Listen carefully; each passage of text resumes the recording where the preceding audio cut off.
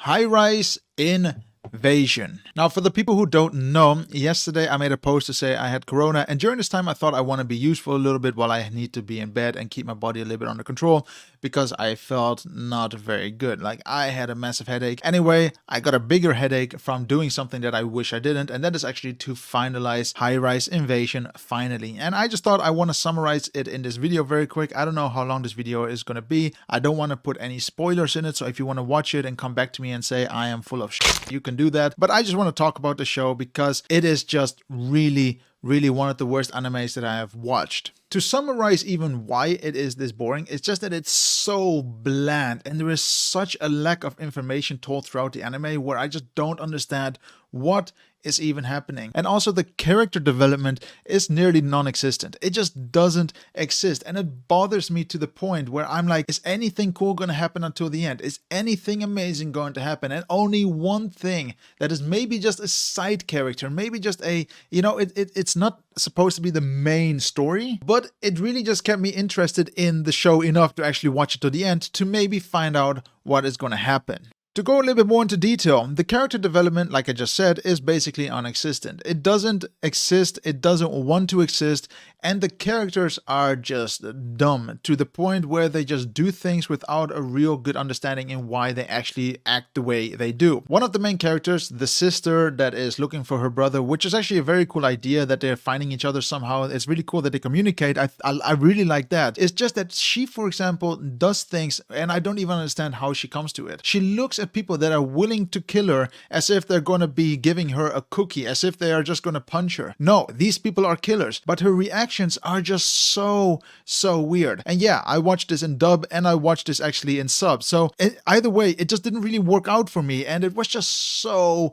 awkward to look through the scene. Every time she was there, every time something was about to happen, I was like, oh man, how is she gonna f it up? And yet she always does. She always just does things out of the blue without a proper explanation that doesn't really fit to her character. For example, in the real world, she was supposedly to be a very soft girl, maybe she was intelligent, but she wasn't a known killer. She didn't come out of the Marines, she didn't come out of the army, but all of a sudden she has the power to be amazing. And I don't really get her brain actually. Her brain is just like, is there a switch on there that goes from I'm a cute girl to all of a sudden I'm a military woman? I don't know. It's just such lackluster, and it doesn't do anything good for the show. And this goes for multiple characters, and also for characters that even you're supposed to care about somehow. They die off, but then you're like, meh, you know, it doesn't really do a lot for the show. And it just questions me on why the show went in this route where they just don't really care about too much about the characters. There is, however, one character, and that is the masked sniper that I was rooting for until the end, and even until the end we still never got the answer. Now, this might be a good reason for me to actually watch the second season. I want to know more about this character, but he is the only character where we have questions, and that's because he's also very questionable about the situation. Where is he? Why does he do what he does? Why does he have certain memories of events, of friends, of people around him, and what is actually happening? And he wants to understand it. And he is the only person where you can slowly see some character development because he's regaining some of his memories, and you're actually like, damn, I can understand where he's coming from. You know, like, he doesn't want to hurt people, but he's still programmed to do it, and yet he's trying to fight against it. He is literally the only character that has some sort of interesting point of view to him. And yeah, it's so sad because there are so many more characters there that are actually bigger than him. You know, for example, the sister, the brother, they're more or less the main characters. And of course, you got the side chick, the small one. I don't know their names anymore. It's quite forgettable. Point is, it's so sad that we have such a big cast and most of them are very forgettable. Now, at the end, I was thinking, okay, how are they going to finalize the season? And it really just did nothing for me. The battle is just boring. They basically summarized it in one episode and it was just way too quick. I have no idea what they were fighting for. I have no idea what their purpose was. I have no idea who killed who. And it's just so forgettable. You know, I feel like as I need to watch it again, but I'm just going to get a bigger headache. And I just don't really like the way the show is portrayed. The big issue to me is more as if they didn't really put love to the series, as if they just tried to rush it out there and try to make something rather than thinking about how can we make it as attractive as possible as a show, because even the land itself is quite boring. All the buildings look the same. Some of you guys say, man, it even gets better at the end. It's going to have more characteristics, you know, but at the end of the day, we saw nothing which differentiates buildings. They all look the same. Of course, some rooms were bigger, we get introduced to a sleeping room, but that's really it. There is just no characteristics in the scenes. And I'm like, okay, it's going to be from building to building to building to building, and it's just going to go nowhere. And it's a bit of a shame just, it just seems as if this was a rush production, if that even makes sense. And I hope it wasn't. But I think this is also the problem with Netflix, that a lot of companies want to make a quick buck by actually just throwing shows out there rather than giving and loving what they need to do and then produce and upload something that is a little bit more successful. For example, The Witcher, and of course, maybe there's a big budget difference, but you can see that the people that are making The Witcher are putting some love to the character. Whether they use expensive actors or not, they really put a lot of attention to details on locations, on where everything is taking place.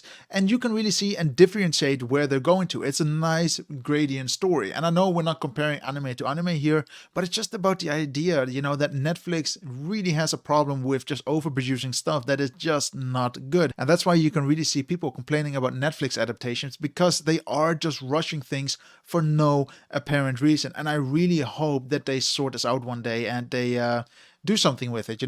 Guys, learn from it, make better stories, don't rush anime, because hey, I know it's a very artistic approach. I know that you want to draw stuff, you need to, I know the process is very tough, but give it a little bit more love. And I know there's a lot of pressure from Netflix, but push it back, if you have to. Don't rush stuff, because then you're just going to have stuff like this with a lot of loopholes that makes barely any sense. Would I recommend the show? And the simple answer is, look, if you're a person that just wants to eat cake and you don't really care about the taste, that's fine. Go eat the cake, get rid of your hunger, you're going to be happy. If you know what a good tasting cake is, this is going to be a very hard show to pull through. And I can see by some of the comments that you went through, yeah, it was also hard for you guys. And sadly, it is really just not good. If it wasn't for The Masked Sniper, I would not have watched this at all. And maybe in the next season, they might give it a little bit more love, which I really hope, because the story and what they can do with it is actually cool. But like I say, it is very questionable on whether they're going to go with this route, because, it's very hard to get out of a pile of shit if you cannot even,